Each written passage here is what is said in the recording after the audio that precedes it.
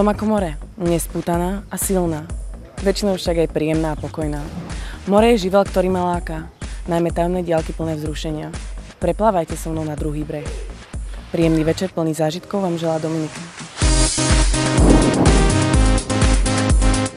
Kalimera. Moje meno je Laura a mojím hlavným heslom je koľko rečí vieš, toľkokrát si človekom. Avšak najdôležitejšia je pre mňa reč tela. Jmenuji se Linda a zdravím vás ze slunečné Kréty. Mojí největší zálibou je cestování. Možná mi i tato soutěž pomůže splnit můj sen, absolvovat cestu kolem světa. Ahojte, jmenuji se Andrea. Můj úsměv je stejně zářivý jako žhavé slunce nad Krétou, avšak dokáže i rozpálit. Samozřejmě mužská srdce.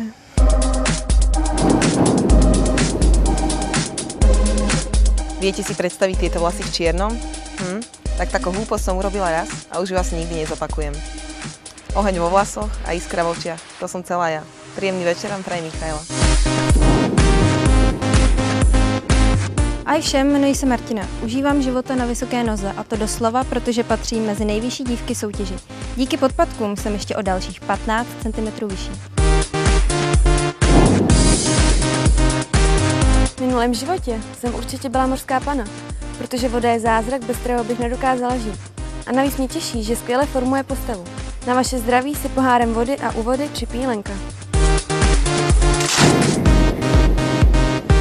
Mám rada, keď sa mi hrá s mojimi vlasmi. Jeho dotyky sú príjemné a vzrušujúce. Niekedy si však robí, čo len chce. Vetru sa jednoducho rozkázať nedá. Vzdušný bosk vám zasiela Katka.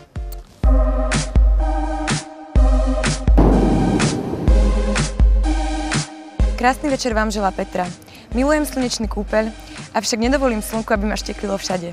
Bielý pásik od plaviek provokuje fantáziu. Čo na to poviete?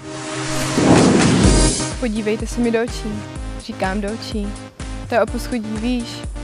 Oči jsou přibrána do duše. Prosím, vstupte, moje nebesky modrá. Přeju vám krásný večer. Tereza.